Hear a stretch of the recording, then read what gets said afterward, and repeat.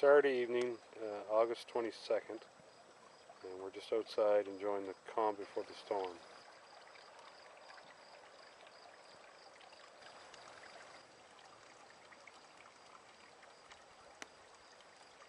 Hurricane Bill, currently probably 500 kilometers south of Yarmouth, I think has been downgraded currently to a tropical storm, but it's supposed to bring some pretty high winds and heavy rain here in Nova Scotia on Sunday.